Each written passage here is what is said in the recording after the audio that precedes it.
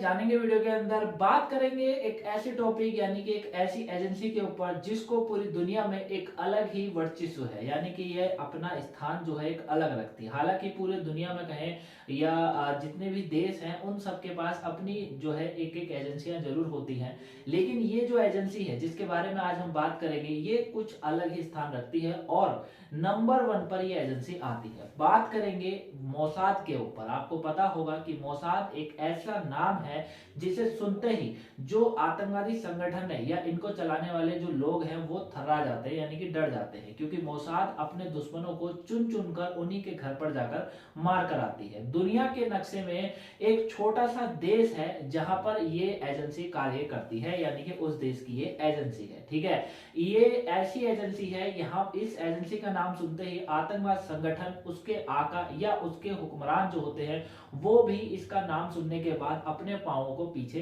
खींच लेते हैं। ठीक है, वैसे बात करें तो दुनिया में बहुत सारी एजेंसियां हैं, जैसे रशिया के पास अपनी है, ब्रिटेन के पास अपनी है, अमेरिका के पास अपनी है, चाइना के पास अपनी है, लेकिन ये जो एजेंसी है ये इन सभी एजेंसियों से काफी आगे स्थान अपना रखती है। ठीक है, जैसे मैं बात करूं, जैसे अमेरिका की है CIA। ठीक है, किसकी है? अमेरिका की CIA है, जिसे सेंट्रल इंटेलिजेंस एजेंसी कहा जाता है। ये वही एजेंसी है जिसने ओसामा बिन लादेन को उसी के घर में घुसकर मारा था। ठीक है, साथ ही जो है भारत की बात करें तो हमारे पास रो करके एजेंसी है। ठीक है, यानी कि रिसर्च एंड एनालिसिस विंग करके जो एजेंसी है वो हमारी है रो, यानी कि ये जो एजेंसियां होती है इंटेलिजेंस एजेंसी होती है जो कि सीक्रेट रहकर अपना कार्य करती है। रशिया की बात करेंगे तो रशिया की जो है फॉरेन इंटेलिजेंस जो है सर्विस है। ठीक है, ये भी कुछ इसी तरीके से जैसे हमारी रो है उसी तरीके से इनकी ये रशिया की है। ठीक है ना, लेकिन ये सभी देशों की टॉप क्लासेस एजेंसियां हैं, लेकिन इन सबसे ऊपर स्थान रखती है मोसाद एजेंसी। ठीक है, वैसे तो गुप्तचरों की पहुंच जो है पूरी दुनिया में है, मतलब ये जो जितनी भी एजेंसियां अभी मैंने आपको बताई इनकी जो पहुंच है वो पूरी दुनिया में है, लेकिन जब भी मोसाद का नाम लिया जाता है तो थोड़ी इज्जत के साथ और थोड़ा डर के साथ भी लिया जाता है, क्योंकि इनका पता नहीं होता है ये किस एजेंडे पर अपना काम कर रहे हैं और कहां पर ये है और कहां नहीं है। ठीक है, तो आज हम इस वीडियो में यही जानने वाले हैं कि आखिर में ये जो मोसाद अभी है ये कहां पर कार्य करती है, किस देश की ये इंटेलिजेंस एजेंसी है, साथ ही ये इनके द्वारा किए गए सभी ऑपरेशनों की बात करेंगे, कौन कौन से कारनामे आज तक ये कर चुकी है और ये इसकी स्थापना कब हुई थी, किसके द्वारा करी गई थी और इतनी चर्चा में हमेशा ये क्यों रहती है, इसको हम लोग वीडियो में जानने वाले हैं। ठीक है, एक रिक्वेस्ट है आप लोगों से कि आपको वीडियो को पूरा देखना है, क्योंकि आप वीडियो तो देखते हो लेकिन पूरी नहीं देखते हो, मैक्सिमम 2 से 3 मिनट की वीडियो देखते हो, तो ऐसा मत करा करो, पूरी वीडियो जरूर देखा करो, तभी आपको अच्छे से टॉपिक समझ आएगा। क्लियर है, बात करेंगे कि मोसाद की स्थापना कब हुई। तो मोसाद की जो स्थापना हुई थी वो सबसे पहले ये समझेंगे कि ये किस देश की एक प्रमुख एजेंसी है। तो इजराइल आपने नाम सुना होगा। इजराइल देश जो है वैसे तो भारत माफ करेगा विश्व के नक्शे में एक छोटा सा देश है, लेकिन ये अपनी एजेंसी के तहत जो है बहुत बड़ा देश माना जाता है। ठीक है, यानी मोसाद जो है वो इजराइल की एक खुफिया एजेंसी है।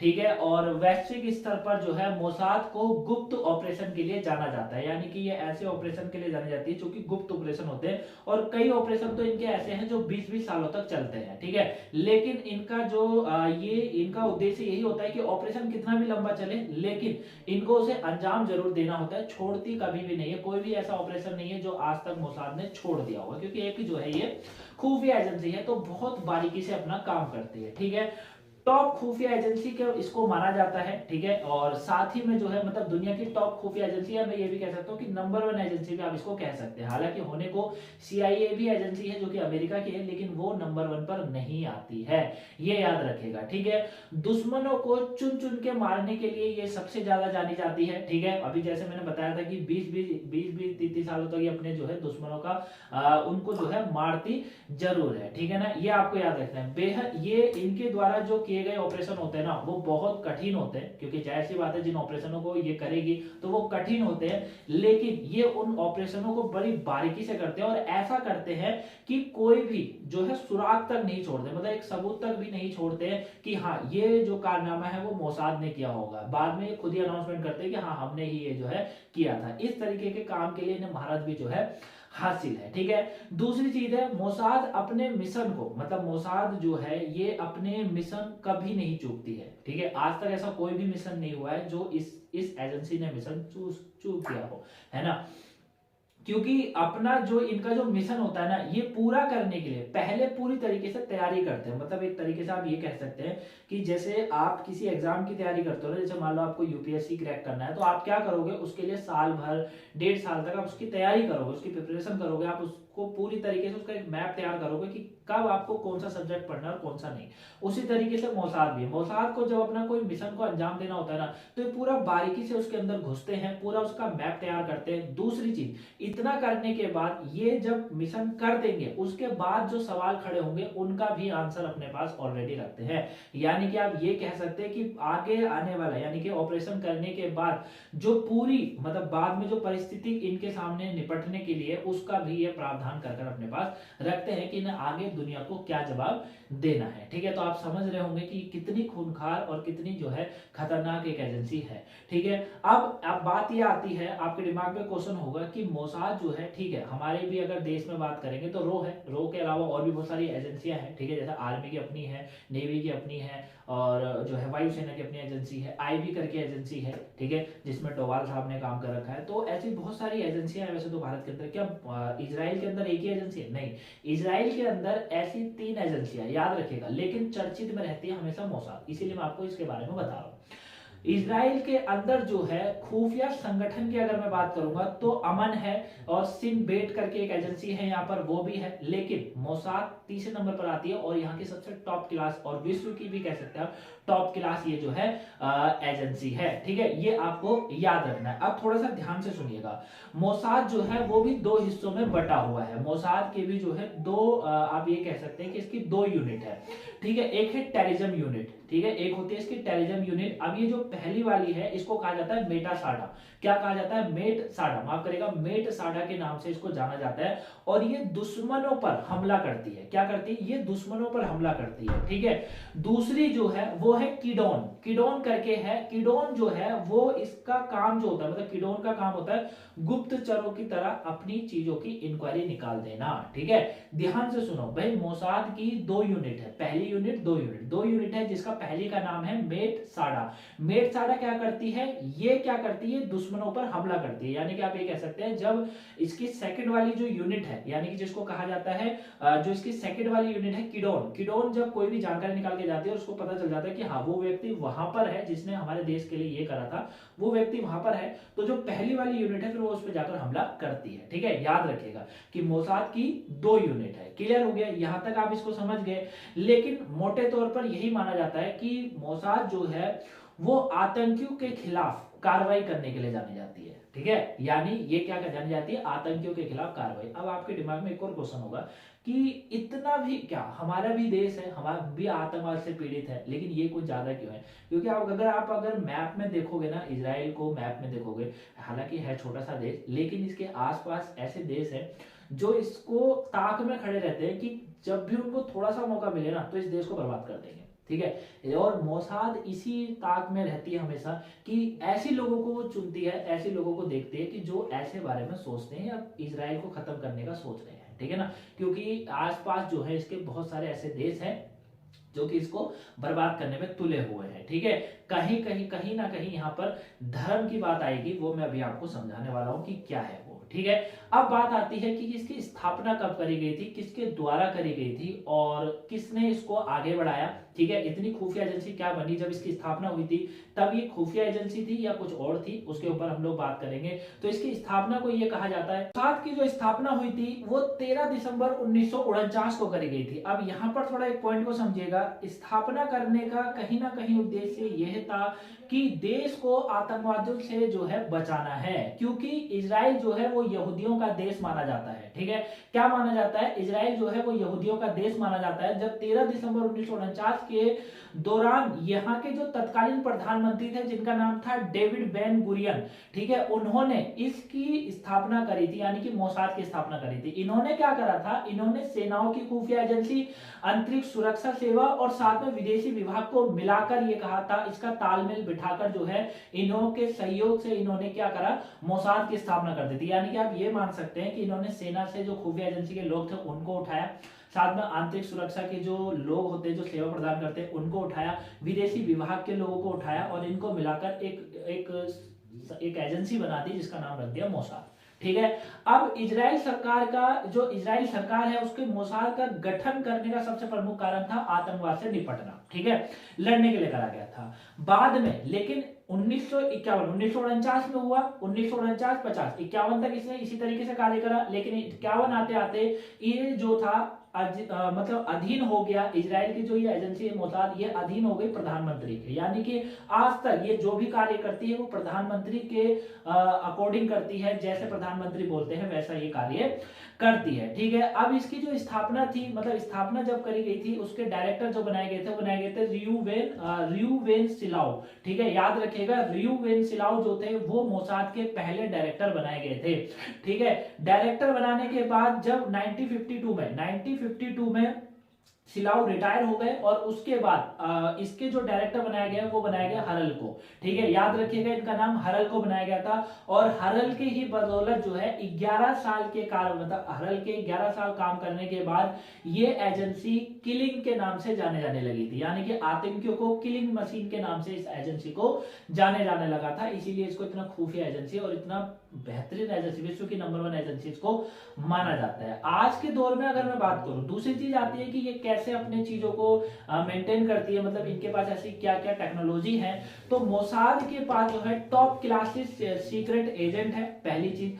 दूसरा, इनके पास हाईटेक इंटेलिजेंस टीम है। तीसरी चीज, इनके पास शार्प शूटर हैं, ठीक है। चौथी चीज, इनके पास जो अहम चीज है वो है कातिल हसीनाएं, ठीक है, याद रखिएगा इनके पास कातिल हसीनाएं हैं जो अपने प्यार में जो है फंसाकर आतंकवादी संगठन हो या फिर कोई अन्य लोग जो देश को नुकसान पहुंचाना जा रहे हैं उन्हें अपने प्यार में फंसाकर अपने देश में ला देती हैं और बाद में उन्हें फांसी पर चढ़वा देती है, ठीक है। तो अगर कभी तुम्हें मिल जाए तो बच के रहिएगा। तो कातिल हसीनाएं जो है वो भी इनके पास हैं। ये सबको मिलाकर मोसाद की टीम जो है खड़ी होती है और इसीलिए ये इतने सफाई के साथ अपना काम कर जाती है, ठीक है, याद रहेगा। अब आता है कि मोसाद का प्रमुख कार्य, वैसे तो बताया है, देखिए मोसाद का प्रमुख कार्य जो है, मोसाद अपनी स्थापना के बाद से ही ये जो है इसने सरकार के, मतलब सरकार की जरूरतों को पूरा करने के लिए, एक सरकार गवर्नमेंट क्या चाहती है कि उसको जो है दूसरे देश की कुछ खुफिया एजेंसियों के बारे में पता चल जाए कि वो किस तरीके से कार्य कर रही है, उसके देश को किस तरीके से नुकसान पहुंचा सकती है। तो इन्होंने खुफिया जानकारी जुटाने में ये शामिल हो गई थी जब से इसकी स्थापना करी गई थी, ठीक है। अब ये जो ये काम करते हैं, जैसे मैंने अभी इनकी टीम के बारे में बताया, अब इनके काम करने का तरीका समझिए। इनके काम करने का तरीका काफी अलग है। ये क्या करते हैं, दो चीजों की सहायता लेकर ऐसे कार्यों को करते हैं। एक होता है ह्यूमन इंटेलिजेंस का सहायता लेना, दूसरा होता है सिंगल इंटेलिजेंस का सहायता लेना। और ये जो दोनों चीजें होती हैं ये कोई भी आम व्यक्ति इसको नहीं समझ सकता है और इसके जो अधिकारी होते हैं वो इसी दो की सहायता लेकर जो है किसी भी जो है काम को अंजाम अपना देते हैं। आज भी मोसाद का काम करने का तरीका कुछ ऐसा ही है, आज भी ये इसी तरीके से जो है कार्य करती है। साथ ही ये जो है खुफिया सेवाओं के साथ भी दुनिया में अपना संबंध को भी विकसित करती जा रही है। और मोसाद का ये कहा जाता है कि इनके ऐसे देशों के साथ संबंध भी है जो डायरेक्ट इनको सपोर्ट नहीं करते लेकिन इनडायरेक्ट तरीके से, यानी कि मोसाद की सहायता लेकर जो है सपोर्ट करते हैं। क्लियर है। शुरुआती दौर में यह कहा जाता था कि मोसाद ने यहूदियों को आसान देशों में, ठीक है, आसान देशों से छुड़ाने के बाद अपने देश में जो है ये लेकर आए थे, ठीक है। जैसे इथोपिया के अंदर जो है यहूदियों को इजराइल लाने के लिए एक मिशन चलाया गया था जिसका नाम था ऑपरेशन मूसा, वो भी उसी तरीके से आज भी ये कार्य करते हैं। कौन? मोसाद, ठीक है, ये आपको याद रखना। सामान्य तौर पर मोसाद विदेशों में यहूदी और इजराइलो लोगों के लिए जो आतंकी घटनाओं के खिलाफ युद्ध को महत्व जो है इसको महत्वता हासिल है, इन चीजों को रोकने के लिए हासिल है। ये दो कार्य बहुत अच्छे से करते हैं। एक तो इनके जो देश है यहूदी वाला जो देश है वहां पर उनके लोग जो भी अन्य देशों में फैले उन पर कोई अत्याचार ना हो रहा उस पर ध्यान रखते हैं। दूसरा आतंकवाद से निपटने के लिए। दो कार्य आपको इनके बहुत इंपॉर्टेंट याद रखने हैं। दूसरा ये भी कर देते हैं कि जो गैर पारंपरिक हथियारों को कोई अन्य देश अपने देश में जुटा रहा हो इन पर हमला करने के लिए उस पर भी ये कड़ी नजर जो है बनाए रखते हैं। क्लियर है। अब बात आती है कि इनके द्वारा किए गए कौन से ऑपरेशन है जिसके लिए जानी जाती है। अगर सबसे पहले हम लोग करंट का ऑपरेशन समझते हैं, 2020 में ईरानी परमाणु वैज्ञानिक का इन्होंने खात्मा कर दिया था। अभी मैंने आपको बताया था ना कि इजराइल होने को तो एक छोटा सा देश है लेकिन ये ऐसा देश है जो चारों तरफ से अपने दुश्मनों से घिरा हुआ है और दुश्मन हमेशा ताक में रहते हैं कि किसी भी तरीके से इसको खत्म कर यहाँ पे रहने वाले लोगों को जो उनका यहूदी धर्म है उसको खत्म कर दिया जाए, है ना।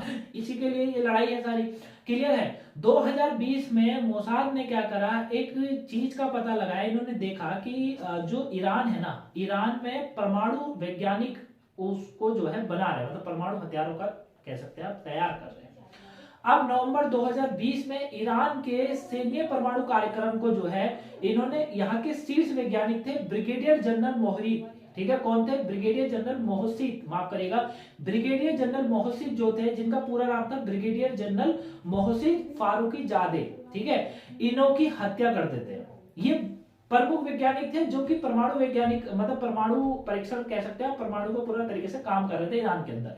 इनकी ये लोग हत्या कर देते हैं। और मोसाद ने जब 2020 में ये कारनामा किया, ये इनकी हत्या करी, तब इसने अपनी जिम्मेदारी नहीं ली। इन्होंने बोला हमें नहीं पता किसका हुआ क्या हुआ। लेकिन 2021 में इन्होंने खुले तौर पर ये कह दिया कि इस मिशन में हमारा हाथ था। अब आप समझ सकते हैं कि कोई अन्य देश ईरान पर क्यों करेगा, परमाणु वैज्ञानिक परीक्षण कर रहा, करने दो, उसको क्या मतलब, एक ही कर सकता है, इजराइल। और इजराइल ने फिर 2021 की जो कंपनी मोसाद है उसने खुले तौर पर कहा कि ये खुलासा किया कि ये कारनामा हमने ही करा, उनकी हत्या हमने ही करी है, ठीक है।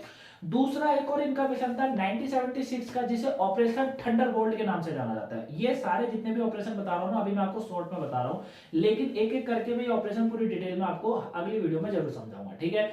1976 में ऑपरेशन थंडरबोल्ट था। थंडरबोल्ट क्या था, अरब के अंदर आतंकियों द्वारा हाईजैक फ्रांसीसी विमान को मोसाद ने मतलब ये जो विमान था इसमें मोसाद के अपने 94 जो है नागरिक थे, उनको युगांडा से मुक्त करा दिया था, ठीक है। और ये ऑपरेशन काफी चर्चा में रहा था, क्योंकि बहुत ही ज्यादा इन्होंने ऐसा किया था कि मतलब उन्हीं के सामने लगा लो उड़ा के ले आए, ठीक है, युगांडा से उड़ा कर ले आए थे ये, ठीक। एक था इनका 1976 का ये ऑपरेशन थंडरबोल्ट। दूसरा है 1972 का रेत ऑफ गोल्ड। रेत ऑफ गोल्ड क्या था, बहुत ज्यादा चर्चा में रखा जाने वाला और सबसे लंबा चलने वाला मिशन था ये। इन्होंने इस मिशन को 20 साल तक किया था। क्या था, सुनिए, ये जो ऑपरेशन था 1972 में म्यूनिक ओलंपिक हो रहे थे। क्या हो रहे थे, म्यूनिक ओलंपिक हो रहे थे, जिसमें इजराइल की ओलंपिक टीम भी गई हुई थी, जिसमें टोटल 11 प्लेयर इनके गए हुए थे। अब होता क्या है, इन 11 प्लेयरों को बंधक बना लिया जाता है,